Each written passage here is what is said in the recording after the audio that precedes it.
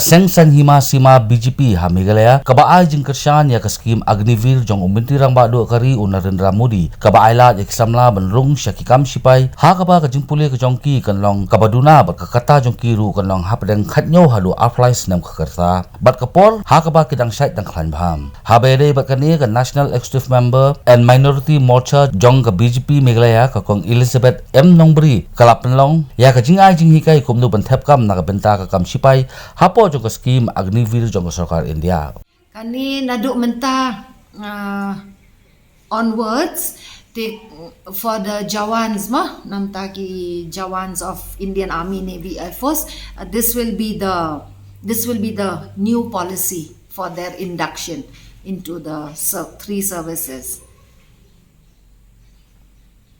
Points this one, the next one, this will be a great opportunity for the candidates from the age limit minimum of 17.5 to a maximum of 23 years. Kani kan long ka lat ka ba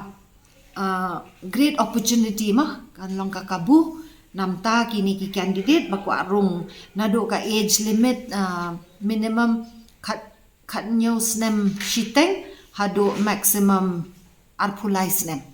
And then number 3 point, 25% of the staff will be retained after 4 years, which means lakhs of candidates will ultimately get permanent jobs.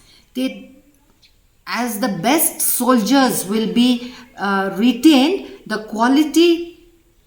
of soldiers in the permanent defense services will be of a very high professional order.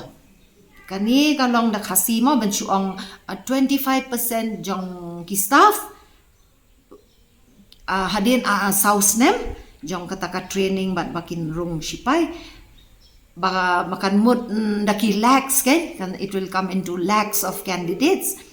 will ultimately get permanent jobs. Kinsa yo permanent job kita kidai banlong kibala very high level ken kasyong haka merit jongki ka jing try shitom jongki ma kumno bakila improve yala day because of that training which they have got.